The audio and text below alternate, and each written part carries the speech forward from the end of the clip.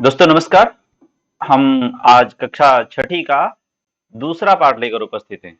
पहले पाठ में हमने पुल्लिंग अकारांत पुल्लिंग शब्दों को पढ़ा था। आज हम आकारांत स्त्रीलिंग शब्दों को पढ़ेंगे। एक बार मैं बता दूं अकारांत और आकारांत होता क्या है। तो अकारांत जैसा आपको सुनकर पता चल रहा होगा, ये छोटा अ और कारांत ऐसा करके लिखा हुआ है। और जैसे मैं एक बार लिख देता हूं,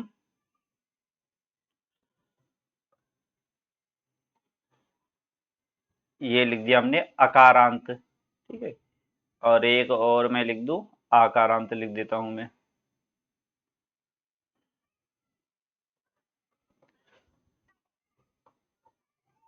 ये लिख दिया आकारांत। तो जो शब्द का अंत, मतलब आप समझते हैं, जो लास्ट लेटर है, लास्ट अक्षर है, उसको उसको हम बोलते हैं अंत। ठीक है। तो जो अंतिम में अगर ह्रस्व आ है, छोटा आ है, तो उसे हम अकारांत बोलेंगे। अंतिम में यदि बड़ा आ है तो उसे हम आकारांत बोलेंगे। अंतिम में यदि म है तो उसे हम मकारांत बोलेंगे। अंतिम में जो होता है उसको हम बोलते हैं। अब देखना होगा, अंतिम में स्वर और व्यंजन को अलग करना होगा, उसके बाद अंतिम में क्या है ये देखिए। जैसे दोला में अंतिम में आपको ला दिख रहा है, लेकिन स्वर और व्यंजन अगर हम अलग करेंगे तो ये ला किससे बना है? ला बना है दो अक्षरों से मिलकर के, और वो है ला और आ। इसे थोड़ा ऊपर रख दो, एक सेकेंड।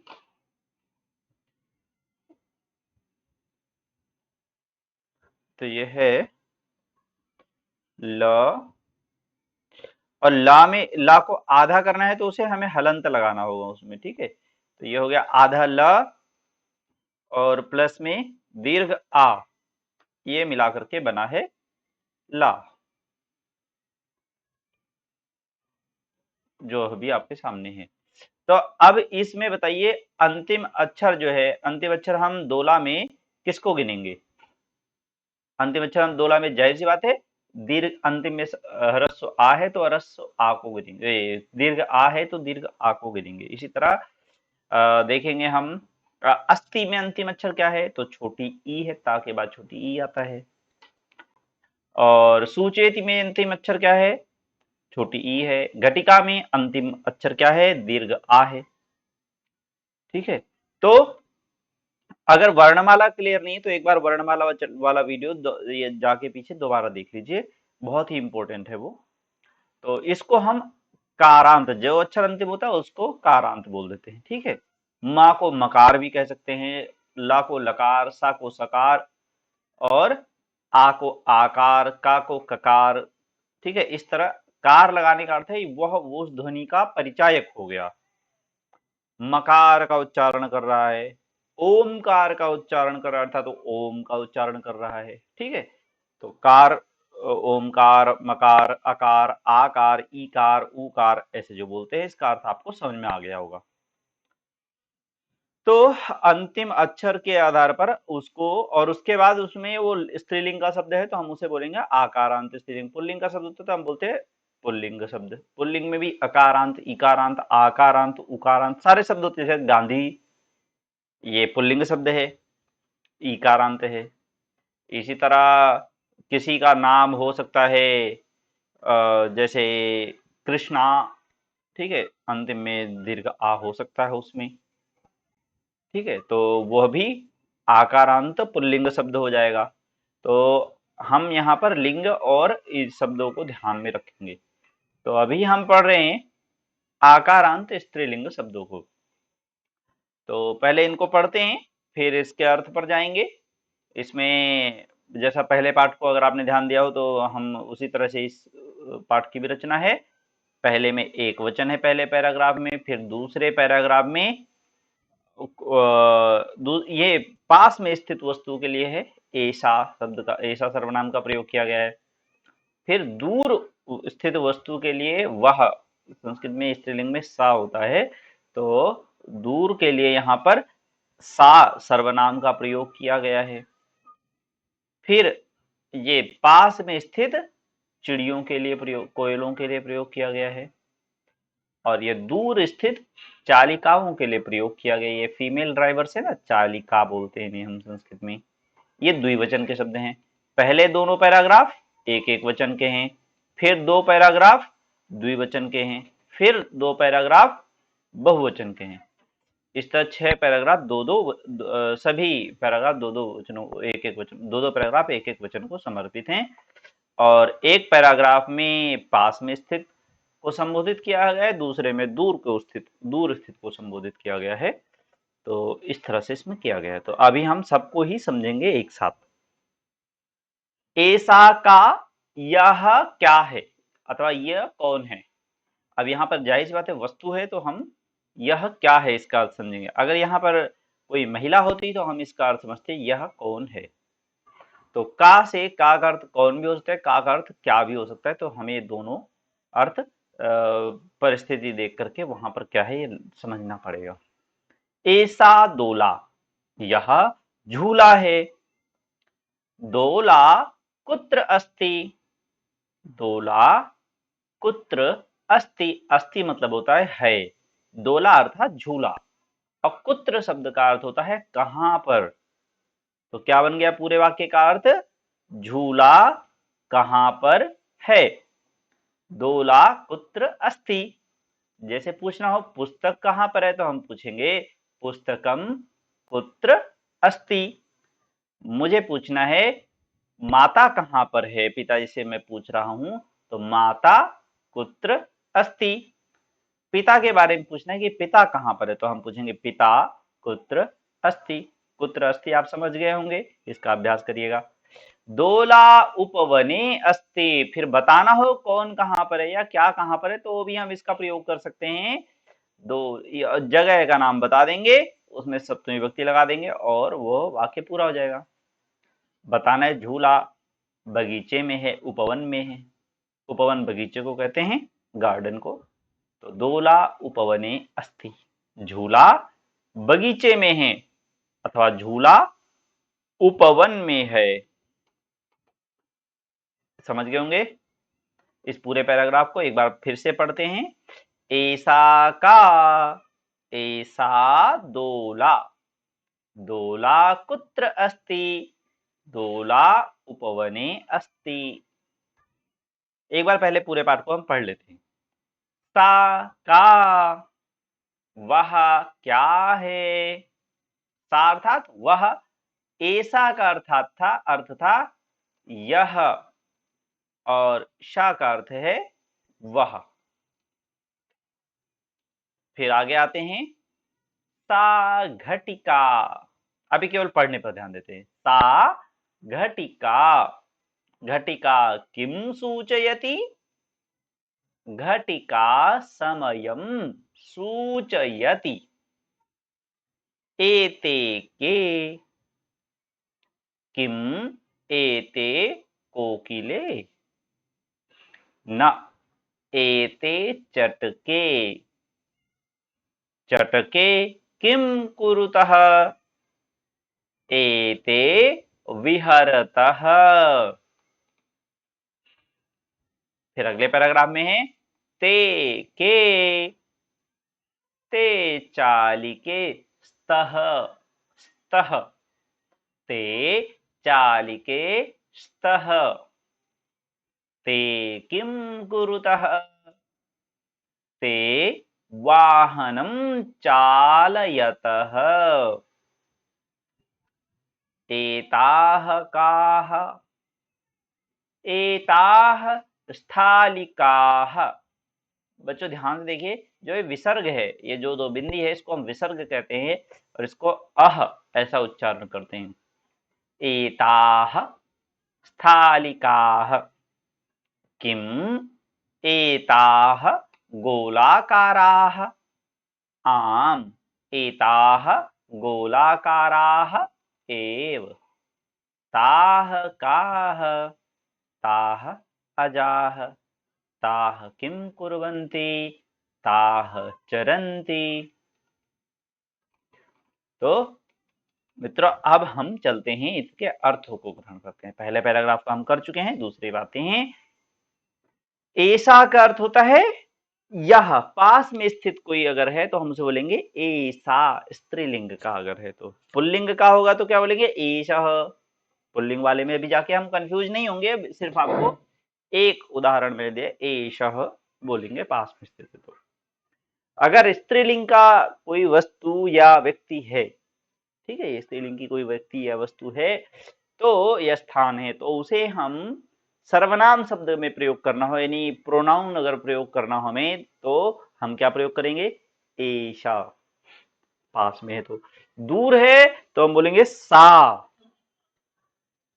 एषा सा। तो और ये तो एक वचन के लिए, और हर वचन के लिए अलग अलग है। और द्विवचन में अगर हम आएंगे तो दूर में स्थित है तो उसके लिए ते, और पास में स्थित है तो उसके लिए बोलेंगे ए ते। ध्यान रखिएगा, एक वचन के लिए ऐसा सा, द्विवचन के लिए एते ते। और फिर बहुवचन में अगर हम आएंगे तब अलग बोला जाएगा, तो पास में स्थित बहुत सारे व्यक्ति वस्तु या स्थान जो स्त्रीलिंग के हैं उनके लिए हम बोलेंगे एताह, ये सब, एताह।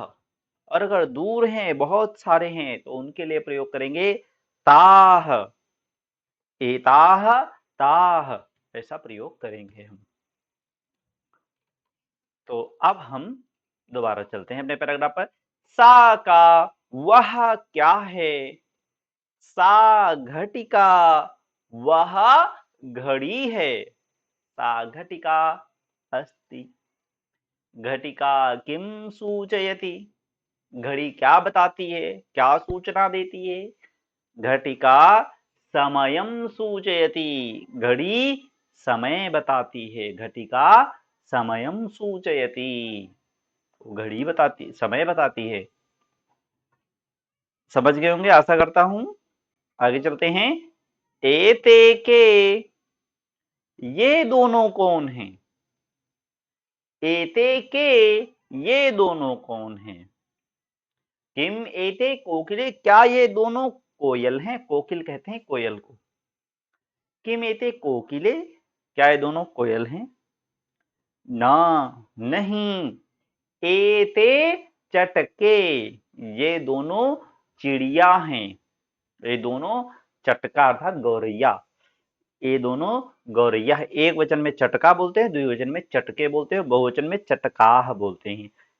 ठीक वैसे ही जैसे बालिका के लिए कहते हैं बालिका बालिके बालिकाहा, तो उसी तरह से करेंगे, चटका चटके चटकाह प्रयोग करते हैं। तो एते चटके, ये दोनों चिड़िया हैं, चटके किम कुरुतः, चिड़िया क्या कर रही हैं, एते विहरतः, कुरुतः अर्थात कर रही हैं, एते विहरतः, ये विहार कर रही हैं, विहार करना अर्थात घूमना, ये घूम रहे हैं, ये दोनों चिड़िया घूम रही हैं। अब हम बहुवचन की तरफ आते हैं, सॉरी अगले उस पर आते हैं। ते के दूर स्थित के लिए सर्वनाम क्या है, दो हैं, तो ते के वे दोनों कौन हैं, ते चालिके स्तः, वे दोनों चालिका हैं, ड्राइवर हैं, वो दोनों ड्राइवर हैं। ते किम कुरुतः, वे दोनों क्या कर रही हैं, ते वाहनम चालयतः, वे दोनों वाहन चला रही हैं। एताह काह, हम आगे आते हैं। एताह काह, यह दोनों कौन हैं, तो सॉरी सॉरी, एताह काह, यह सब कौन है, पास में स्थित बहुत सारे लोगों के लिए, व्यक्ति वस्तु या स्थान कुछ भी हो, स्त्रीलिंग के हों, बहुत सारे हों, दो से अधिक हों, तो उनको हम संबोधित करेंगे एताह, ये सब क्या है, एताह काह। तो एताह स्थालिकाह, ये थालियां हैं, बहुत सारी थालियां रखी हुई हैं, एताह काह, एताह स्थालिकाह। किम एताः गोलाकाराः, क्या ये गोल आकार की हैं? आम, हाँ, आम कहते हैं हाँ को और नहीं को कहते हैं ना। आम, हाँ, ये गोलाकार हैं, ये सब थालियां, ये सब गोलाकार हैं, गोल आकार की हैं। फिर हमने पूछा दूर स्थित बहुत सारे व्यक्ति, वस्तु या स्थान है स्त्रीलिंग के, तो उनके लिए क्या करेंगे? बकरी है बाहर दूर, और बकरी स्त्रीलिंग का शब्द है, बकरी के लिए शब्द होता है अजा। तो पूछना है वो सब क्या है, तो ताह काह, वे सब क्या हैं? ताह अजाह, वे सब बकरियां हैं। ताह अजाह, वे सब बकरियां हैं। ताह किम कुर्वन्ति, वे सब क्या कर रहे हैं? अभी देखा हमने एक वचन में था तो करोति, द्विवचन में आए कुरुतः, और बहुवचन में आ गए तो हो गया कुर्वन्ति। ठीक है, तो अभी आते हैं ताह किम कुर्वन्ति, वे सब क्या कर रही हैं? ताह चरन्ति, वे सब चर रही हैं, वो सब घास खा रही हैं, अर्थात घास चर रही हैं। ताह चरन्ति। तो ये इस पूरे पाठ का अर्थ है, और इसमें मुख्य रूप से जो हमें शब्द बताए गए, इन शब्दों को ध्यान रखना है। ये आप एक बार प्रश्नोत्तर इनके शब्दार्थों को अवश्य ध्यान रखिए। उसके बाद ये स्त्रीलिंग के कुछ आपको ध्यान रखने के लिए स्त्रीलिंग के शब्द यहाँ पर बताए जा रहे हैं। तो कौन से हैं? छात्रा, आकारांत स्त्रीलिंग। लता, यहाँ पर और अलग प्रकार के शब्दों का प्रयोग फिलहाल नहीं किया गया इस पाठ में, ताकि आप इस शब्द को पक्के तौर पर याद कर लें। लता, आकारांत स्त्रीलिंग। प्रयोगशाला, लेखिका, शिक्षिका, पेटिका, माला, सेविका, नौका, छुरिका, कलिका, गायिका, आगे और भी आते हैं। सूचिका, सुई को कहते हैं। पिपीलिका, चींटी को कहते हैं। कुंचिका, चाबी को कहते हैं। द्विचक्रिका, आप देख रहे हैं साइकिल है। उत्पीठिका, टेबल को कहते हैं। मक्षिका, मक्खी को कहते हैं। अग्निपेटिका, माचिस को कहते हैं। मापिका, स्केल को कहते हैं। वीणा कहते हैं। आप इनका वर्ण संयोजन और वर्ण वियोजन ये उदाहरण देख करके एक बार करिएगा, कोई कठिनाई आएगी तो हम अगली कक्षा में, आप हमें कमेंट में बताइएगा, तो अगली कक्षा में इसको हम ठीक करेंगे, फिर इसको भी बताएंगे।